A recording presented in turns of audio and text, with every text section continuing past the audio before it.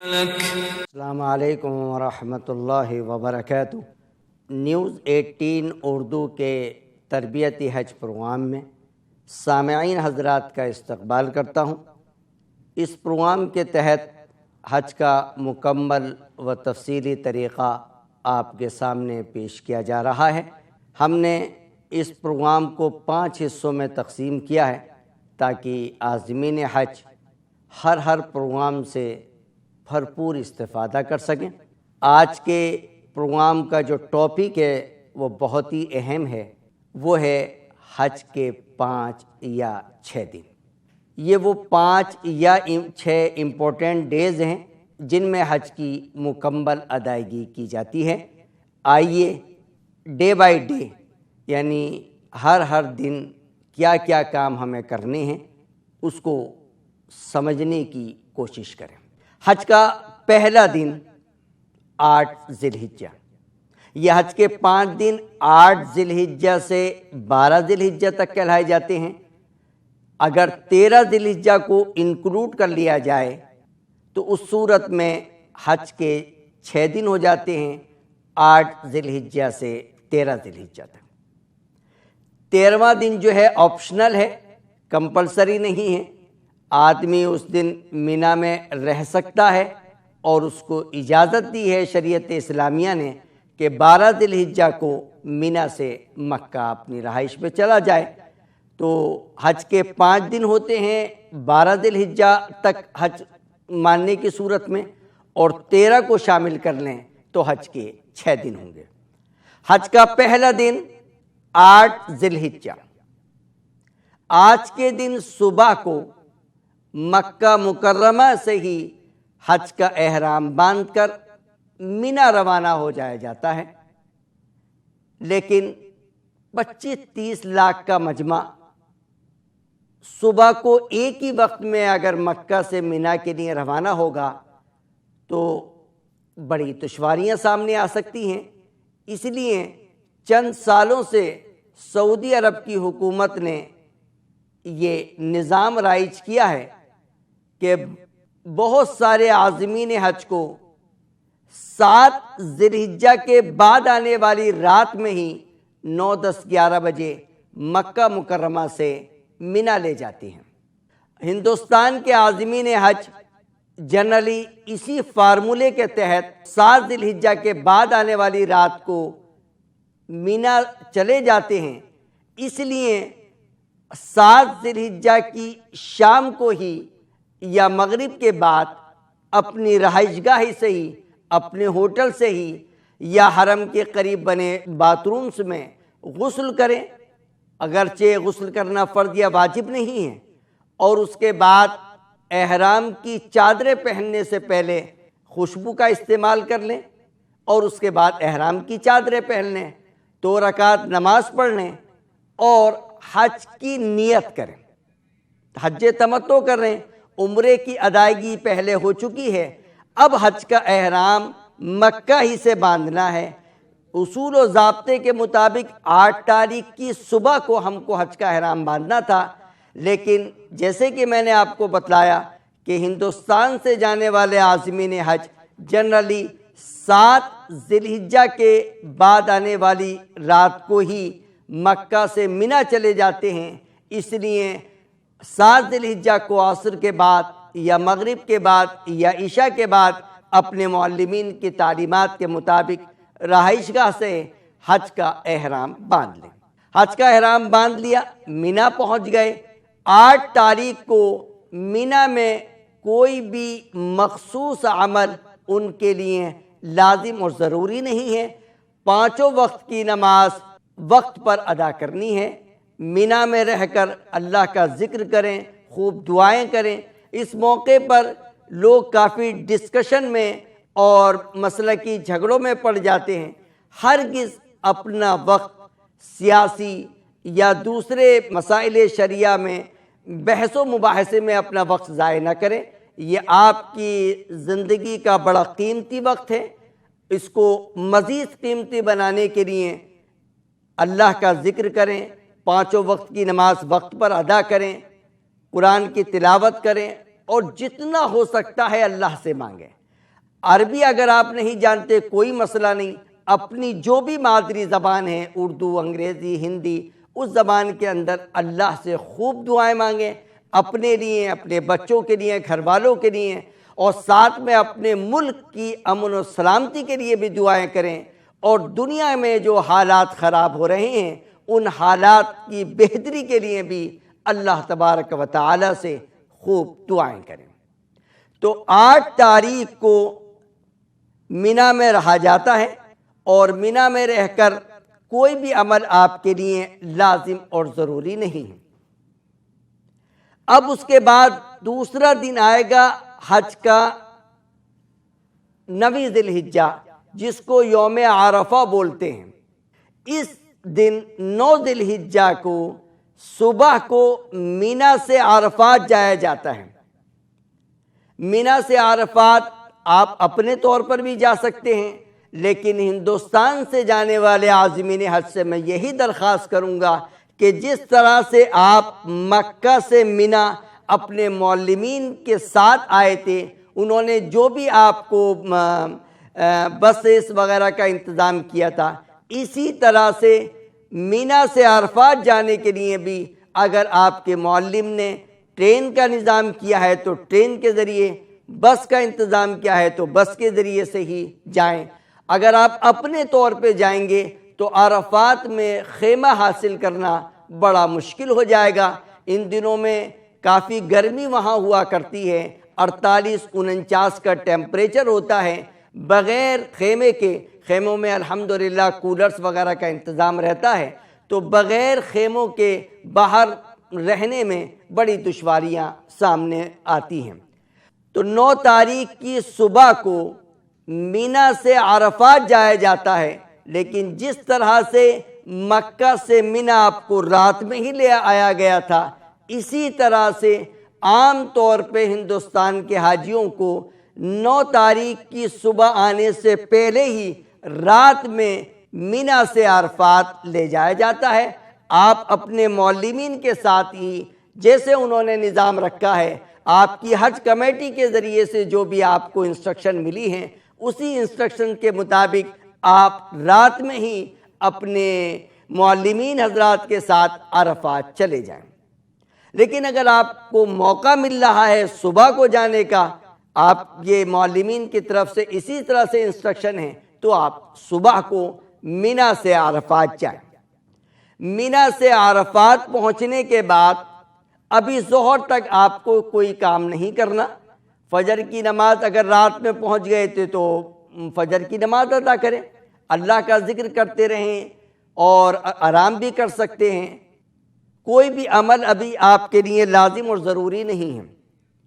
ظہر کی نماز کے وقت اگر آپ کا مسجد نمرہ میں، عرفات کا بہت بڑا میدان ہے، کئی کلومیٹر پر پھیلا ہوا ہے، اس کے شروع میں ایک مسجد ہے جس کو مسجد نمرہ کہا جاتا ہے، اگر وہاں جانا آپ کے لیے ممکن ہو تو ظہر کے وقت میں پہلے تقریباً 45-50 منٹ کا عربی زبان میں خطبہ ہوتا ہے، وہ سنیں، اور اس کے بعد ظہر عصر کی نماز ظہر کے وقت میں ادا کریں۔ لیکن ظاہر ہے کہ 25-30 لاکھ حاجیوں کا مجمع سب کا سب مسجد نمرہ نہ پہنچ سکتا ہے اور نہ جاتا ہے۔ 1 لاکھ کا مجمع ہی کورڈ ایریے میں آتا ہے، باقی کچھ حضرات جو ہیں وہ مسجد کے باہر سڑکوں پر رہتے ہیں، لیکن ایک بہت بڑا مجمع وہ ہوتا ہے جو اپنے خیموں ہی میں رہتا ہے۔ اس صورت میں ہمارے علماء اکرام یعنی ہندوستان کے علماء اکرام، علماء احناف نے قرآن و حدیث کی روشنی میں جو بات صحیح سمجھی ہے وہ یہ ہے کہ اس صورت میں اپنے خیموں میں ظہر کی نماز ظہر کے وقت میں اور عصر کی نماز عصر کے وقت میں ادا کریں، اور جتنا چاہیں مغرب تک دعائیں کریں۔ یہی اصل حج ہے۔ نبی پاک صلی اللہ علیہ وسلم نے ایک موقع پر ارشاد فرمایا تھا، الحج عرفہ، وقوف عرفات ہی حج ہے۔ تو آج کے دن جتنا ہو سکتا ہے اللہ سے مانگیے گا، خوب گڑ گڑائیے گا، اپنے گناہوں کی معافی مانگیے گا، اپنے مولا کو راضی کرائیے گا۔ یہ وہ دن ہے جس دن شیطان مردود سب سے زیادہ ذلیل ہوتا ہے، چونکہ وہ دیکھتا ہے کہ وہ بندے جس کو اس نے 30 سال 40 سال 50 سال یا اس سے کم یا زیادہ عرصے گناہوں میں ملوث رکھا تھا، آج اللہ کے سامنے وہ گڑ گڑا کر رو رہے ہیں اور اپنے آنکھوں سے آنسو بہا رہے ہیں، تو اللہ تبارک و تعالی اپنے فضل و کرم سے ان کے 20 30 40 سال کے گناہ ایک لمحے میں معاف کر رہا ہے۔ تو شیطان مردود اس دن سے زیادہ کبھی ذلیل اور خوار نہیں ہو۔ فجر کی نماز اگر رات میں پہنچ گئے تھے تو فجر کی نماز ادا کریں، اللہ کا ذکر کرتے رہیں اور آرام بھی کر سکتے ہیں۔ کوئی بھی عمل ابھی آپ کے لیے لازم اور ضروری نہیں ہے۔ ظہر کی نماز کے وقت اگر آپ کا مسجد نمرہ میں، عرفات کا بہت بڑا میدان ہے، کئی کلومیٹر پر پھیلا ہوا ہے، اس کے شروع میں ایک مسجد ہے جس کو مسجد نمرہ کہا جاتا ہے، اگر وہاں جانا آپ کے لیے ممکن ہو تو ظہر کے وقت میں پہلے تقریباً 45-50 منٹ کا عربی زبان میں خطبہ ہوتا ہے، وہ سنیں اور اس کے بعد ظہر عصر کی نماز ظہر کے وقت میں ادا کریں۔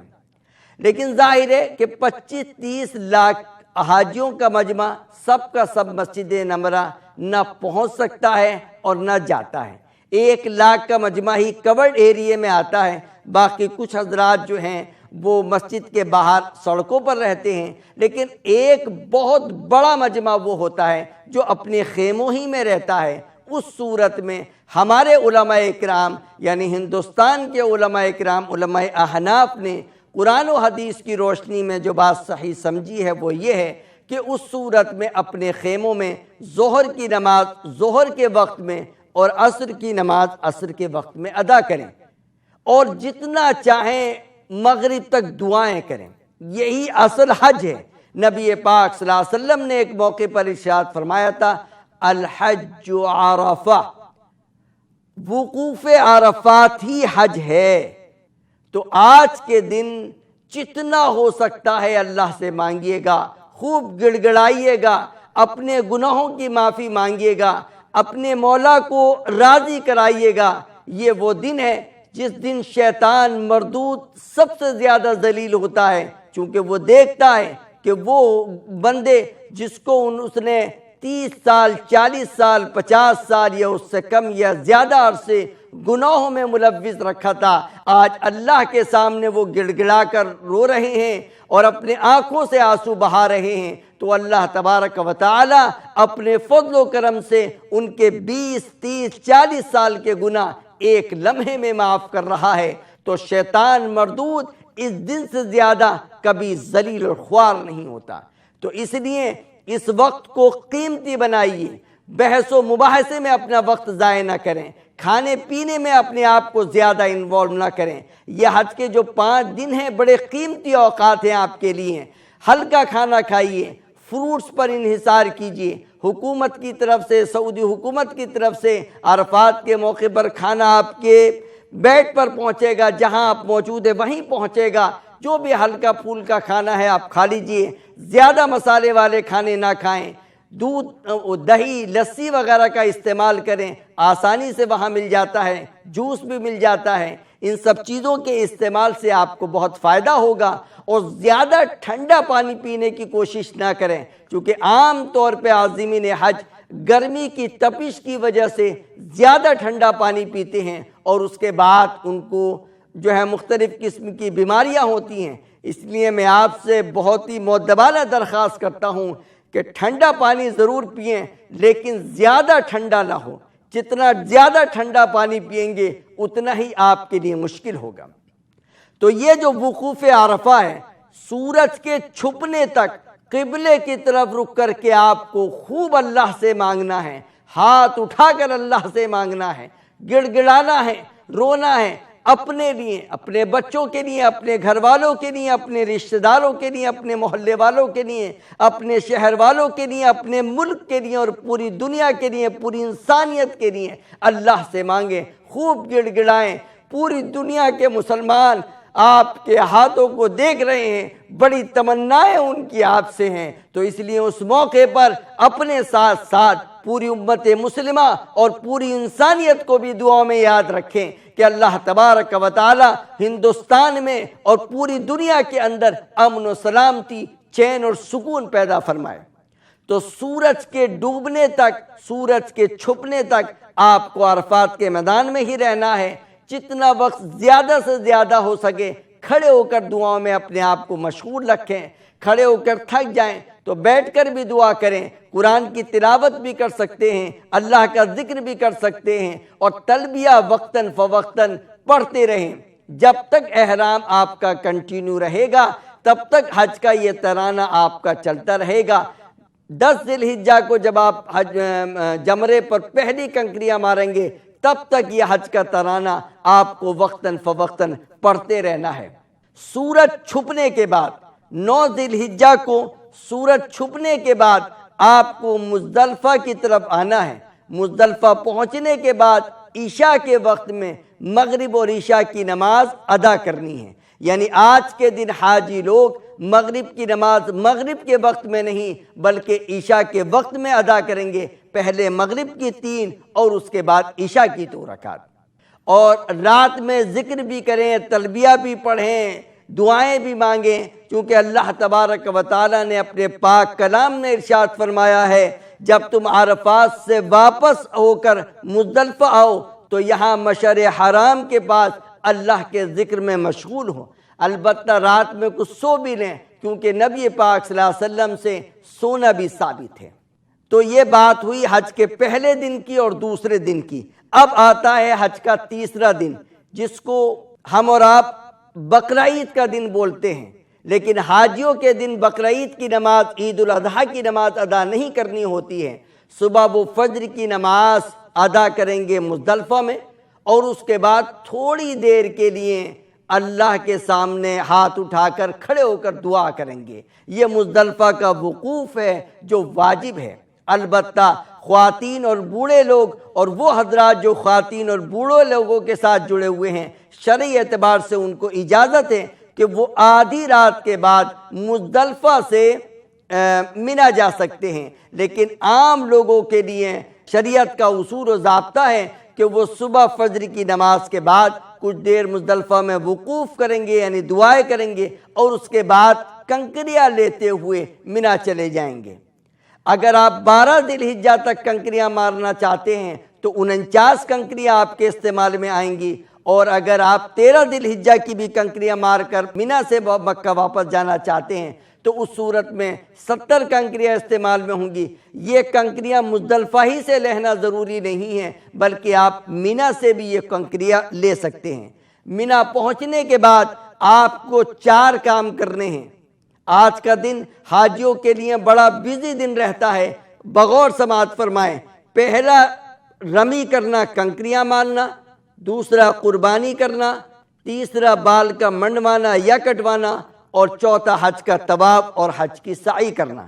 پہلا عمل کنکری مارنا، صبح سے لے کے شام تک جس وقت چاہیں، پہلے جمرے پر نہیں، دوسرے بیچ والے جمرے پر نہیں، آخری جو بڑا جمرہ ہے اس کو 7 دفعے میں 7 کنکریاں ماریں۔ اور کنکریاں اگر آپ کسی دوسرے کی طرف سے مارنا چاہتے ہیں، کوئی بوڑھا مرد ہے یا کوئی بوڑھی عورت ہے تو اس کی طرف سے کہ وہ وہاں پر نہیں پہنچ سکتی ہے، آپ پہلے اپنی طرف سے اور اس کے بعد اس کی طرف سے 7 دفعے میں 7 کنکریاں مار دیں۔ پھر اس کے بعد آپ کو قربانی کرنی ہے۔ قربانی کے مختلف طریقے وہاں موجود ہیں، آپ سلاٹر ہاؤس جا کر بھی قربانی کر سکتے ہیں۔ اگر آپ نے پہلے آن لائن فیس جمع کر رکھی ہے تو اس سے بھی وہ قربانی آپ کی ادا ہو جائے گی۔ اگر آپ کا کوئی رشتہ دار، آپ کا کوئی جاننے والا مکہ مکرمہ میں موجود ہے تو اس کو آپ اطلاع کر دیں۔ آپ کے اور بھی دوست احباب وہاں پر ملیں گے جو آپ کی حج کی قربانی کر سکتے ہیں۔ پھر آپ ان کو بتا دیجئے کہ کنکری آپ کی لگ گئی ہیں، وہ اس کے بعد آپ کی حج کی قربانی کر دیں گے۔ قربانی ہونے کے بعد اب آپ کو سر کے بال منڈوانے ہیں یا کٹوانے ہیں۔ مرد حضرات سر کے بال منڈوائیں گے، خواتین چوٹی کے آخر سے خود بھی بال کاٹ سکتی ہیں، کوئی محرم بھی ان کے بال کاٹ سکتا ہے، اور کوئی دوسری خاتون بھی ان کے بال کاٹ سکتی ہے۔ اب احرام اتر جائے گا، اب ساری چیزیں جو حرام تھی وہ حلال ہو گئیں۔ خوشبو کا استعمال کرنا اور لباس کا پہننا، جو چیزیں حرام آپ کو بتلائی گئی تھی وہ سب چیزیں حلال ہو گئیں، لیکن میاں بیوی والے تعلقات ابھی بھی حرام رہیں گے حتیٰ کہ طواف زیارت کر لیں۔ اب آپ کو حج کا طواف کرنا ہے۔ یہ حج کا طواف اور حج کی سعی 10 تاریخ کو ہی کرنا ضروری نہیں ہے، آپ 10، 11، 12 یعنی ان 3 دن میں رات دن میں جب چاہیں جس وقت چاہیں مینا سے مکہ مکرمہ جا کر حج کا طواف اور حج کی سعی کر سکتے ہیں۔ اب اس کے بعد دن آتا ہے حج کا چوتھا دن، 11 ذی الحجہ۔ 11 ذی الحجہ کو آپ کو ایک مخصوص عمل اور کرنا ہے، وہ ہے کنکریاں مارنا۔ 10 ذی الحجہ کو ہم نے 7 دفعے میں 7 کنکریاں آخری جمرے پر ماری تھی، لیکن 11 ذی الحجہ کو اور اس کے بعد 12 ذی الحجہ کو آپ کو پہلے جمرے پر 7 دفعے میں 7 کنکریاں، اس کے بعد دوسرے بیچ والے جمرے پر 7 دفعے میں 7 کنکریاں اور آخری جمرے پر 7 دفعے میں 7 کنکریاں۔ تو 11 ذی الحجہ کو 21 کنکریاں استعمال میں آئیں گی، 12 ذی الحجہ کو بھی 21 کنکریاں استعمال میں آئیں گی، 10 ذی الحجہ کو اپنے آخری جمرے پر کنکریاں ماری تھی، تو اس طرح سے 21 دونی 42 اور 7 49 کنکریاں آپ کے استعمال میں آ گئیں۔ 11 تاریخ کو اور 12 تاریخ کو کنکریاں جو ہیں وہ ظہر کی اذان سے پہلے نہیں مار سکتے۔ کچھ لوگ ناواقفیت کی وجہ سے زوال آفتاب سے پہلے کنکریاں مار رہے ہوتے ہیں، آپ ان کو نہ دیکھیں، آپ کو کنکریاں 12:30 کے بعد ہی مارنی ہیں۔ 12:25 12:27 کے آس پاس جو ہے وہ زوال آفتاب کا وقت ہوتا ہے، تو 11 ذی الحجہ کو اور 12 ذی الحجہ کو آپ کی جو کنکریاں ہیں وہ زوال آفتاب کے بعد ہی مارنی ہیں۔ اور باقی اگر آپ نے حج کا طواف اور حج کی سعی 10 تاریخ کو نہیں کیا ہے تو 11 تاریخ یا 12 تاریخ کو بھی آپ کر سکتے ہیں۔ 10 تاریخ کو اور 12 تاریخ کو ازدحام زیادہ ہوتا ہے، تو آپ کے لیے بہتر ہوتا ہے کہ آپ 11 ذی الحجہ کو جائیں اور حج کا طواف اور حج کی سعی کریں۔ حج کی سعی کو مؤخر بھی کر سکتے ہیں، بعد میں بھی کر سکتے ہیں، لیکن حج کا طواف ہر حال میں آپ کو 12 ذی الحجہ کے غروب آفتاب تک کرنا ہوگا۔ اب اگر آپ چاہتے ہیں کہ مینا سے مکہ چلے جائیں تو آپ مغرب سے پہلے مینا سے مکہ کے لیے روانہ ہو جائیں، اور اگر آپ چاہتے ہیں کہ 13 ذی الحجہ کی بھی کنکریاں مار کر جائیں تو آپ مینا میں قیام کریں، اور 13 ذی الحجہ کو پھر اسی طرح سے جس طرح سے آپ نے 11 12 ذی الحجہ کو 21 کنکریاں ماری تھیں، 21 کنکریاں وہاں پر ماریں اور اس کے بعد مینا سے مکہ چلے جائیں۔ یہ آپ کا حج پورا ہوا۔ اللہ تبارک و تعالیٰ آپ کے حج کو قبول فرمائے۔ میں نیوز 18 اردو کا انتہائی مشکور ہوں کہ انہوں نے مجھے عازمین حج کی خدمت کا موقع فراہم فرمایا۔